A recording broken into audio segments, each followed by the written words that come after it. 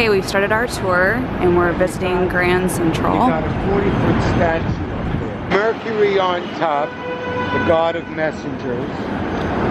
On the left is Hercules, strength. And on the right is Minerva, wisdom. You have a 13-foot clock with the largest piece of Tiffany glass in existence. Now, under the wreath is a statue of Commodore Cornelius Vanderbilt, the founder of New York Central Railroad. We'll talk about him when we get inside the terminal. That's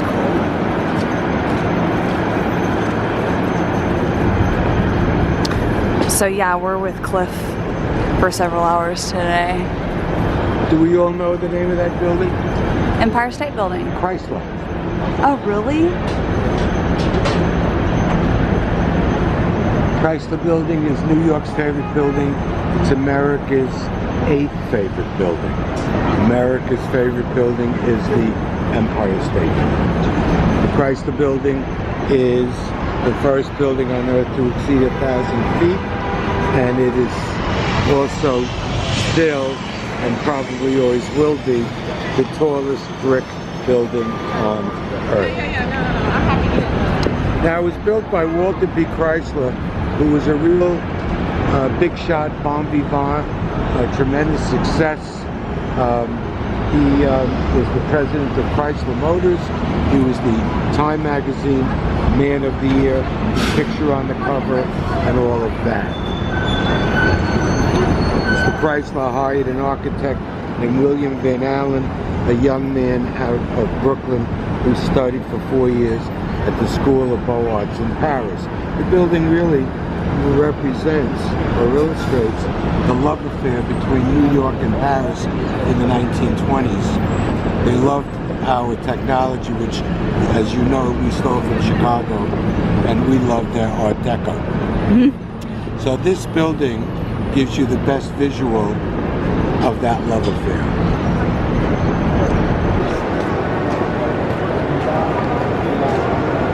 Here's Grand Central Station.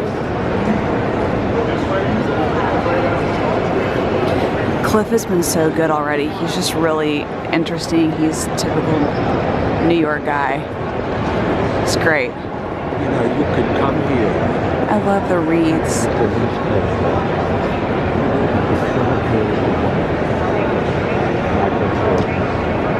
And you could just watch this.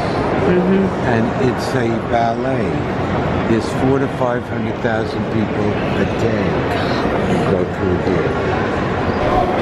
So we're still in Grand Central Terminal, and we're just kind of looking around. I had no idea there was all these shops in here. Yeah. So it's probably gonna get bad. Oh, they come and going all the time? No.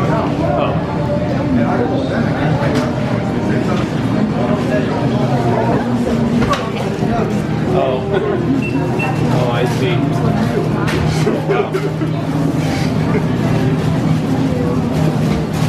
What did I tell you about choices? I had no idea this was in here. This looks absolutely delicious.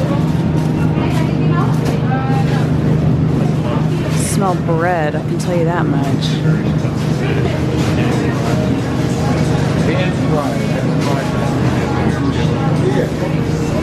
That's right. Now look at this. I had no idea.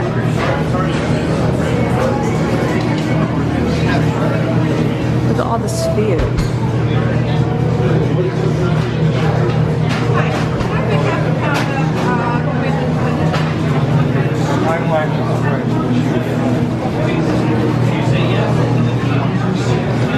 All the sweets. Christmas time.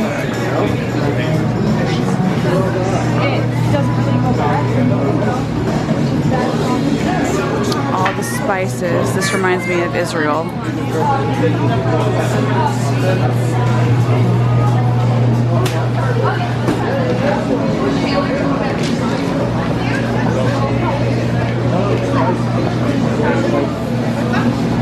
Yeah, we were in Israel.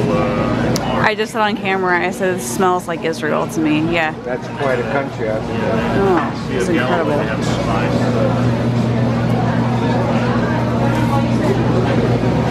Parcel of land was bought in the mid-19th century by one of the descendants of John Jacob Astor. John Jacob Astor was America's first self-made millionaire. Mr. Astor was originally in the fur trade, and then he went into the real estate business. His last words on his dying breath, if I had to do it over again, I would have bought every square inch of Manhattan. Well, he did very well for himself. There are places aside from this that bear his name. Astor Square, Astor Place. There are buildings that say Astor on them. It's much more difficult. So the things that brownstones have in common are steps.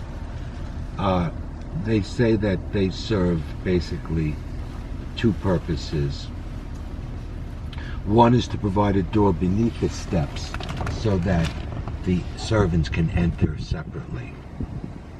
The other is, and I don't know whether this is really true or not, so that you can remove the manure from the bottom of your shoes as you go up the steps. I don't know if that's folklore. Okay, so let's pretend you walk into the brownstone. You own the brownstone. You built, or your descendants, not descendants, but your ancestors, built it in the 1870s for $2,000, okay? Okay, so you would have, on the first floor, you would have higher ceilings. You notice that the windows are taller on the second floor. Piano nobile, it's an Italian thing, noble floor. And this one is, I suspect, is occupied by one family because every window has window guards. See that? That's law. 12-year-old or less dwelling in the home, it's required by law. Every year we get a form from the building department to our apartment, and we have to fill it out. Anybody living here 12 years or less. My wife always asks me the same question. Aside from you, is there anything? You would have a fireplace on the first floor. You would have moldings. As I said, you'd have a higher ceiling, probably 11 feet or so in this type. And then up the steps, you'd have your bedrooms. In the back, behind the fireplace, you'd have a galley kitchen, a dining area in the back of the living room, and maybe a bedroom and a small bedroom. You'd call it a nursery, I suppose. You'd have some outside space out the back. Got into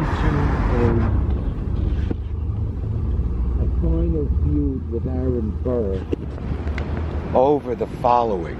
This is what, and his son, Hamilton's son, was also killed in a gun duel. So he was very much against it. But the nature of the dispute was so stupid. Burr wanted to run against Jefferson for presidency. Jefferson was a states' rights agrarian society guy. Burr was a federalist, as was Hamilton.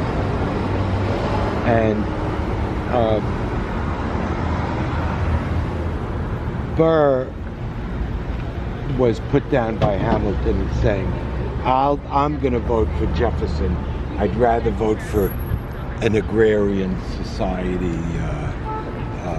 whatever, than vote for a man who doesn't have a brain that's big enough to have an idea, or something very insulting.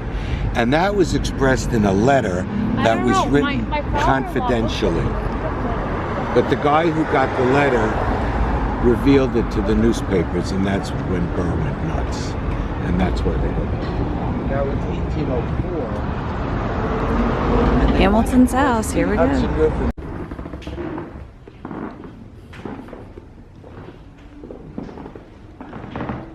Washington.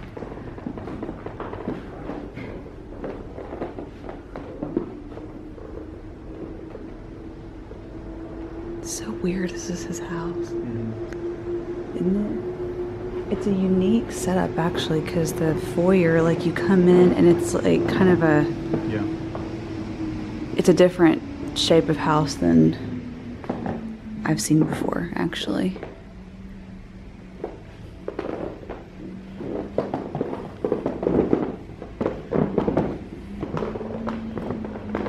It's the dining room.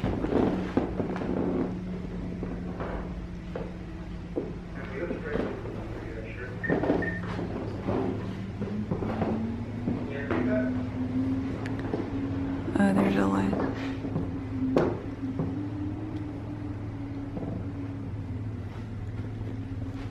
I think he had several children by the time, so this table would have been full.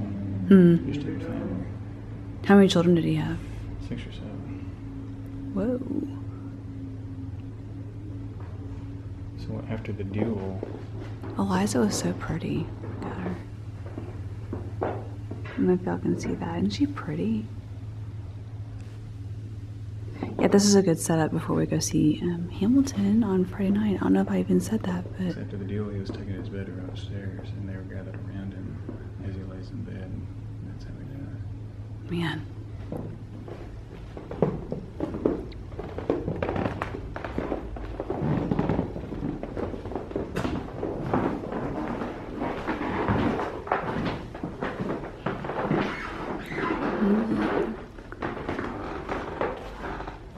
Yeah, there's a model of the house.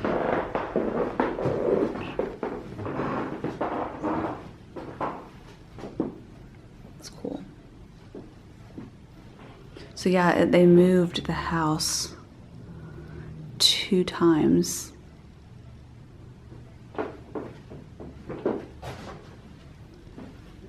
It's really cool.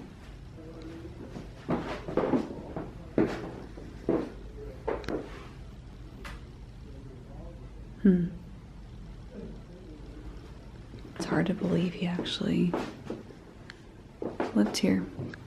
Really cool. So this is in the mansion. This is the big entertaining room. There's Aaron Burr. He died upstairs. Didn't he say that Aaron Burr died here?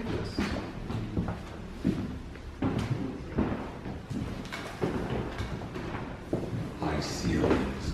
Look at this. The way this arch is made. You know, they don't do that anymore. So yeah, this was Washington's headquarters during the Revolutionary War for a while, which is pretty cool.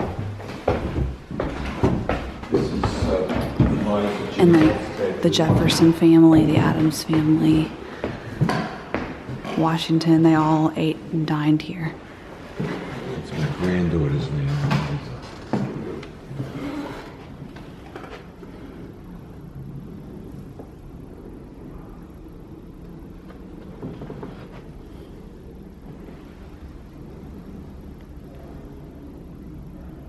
It's a nice sized bedroom, huh? It's really pretty. It's about twice the size of my bed. So we just ended our tour with Cliff, and it's around 2:30 or so, 3, and we're in Chelsea Market. This is it's probably not a hidden gem, but to us it was.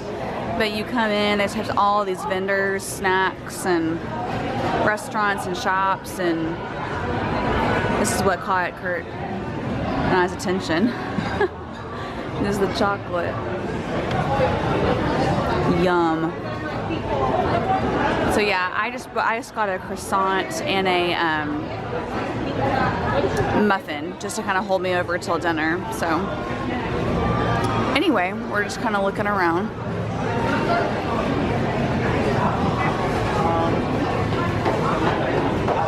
So we'll check in soon. Hey guys, so we're back at the hotel. We finished up our day with Cliff, and we just got like a couple of snacks at the Chelsea Market, and we only have about 30 minutes before we would go back, turn right back around and go to dinner. We're gonna eat at 5 o'clock at Gallagher's Steakhouse, and that's right near our theater, and we're seeing Fiddler on the Roof tonight, so we're really excited about that. It's one of our favorite shows, but we need to see it here in New York. But it was a really good day, and I'll check in more, you know, whenever we get back tonight, hopefully. But it was a great day. We learned a lot, and it was full. It was, you know, 4 or so hours of just straight information, which was really good. We love that kind of thing. So we are just kind of putting our feet up for a second, changing clothes, and then we're gonna head to dinner. So I just wanted to kind of check in, and I'll hopefully talk more tonight if I'm not too tired when we get back from the show. So I'll check in later. Bye guys.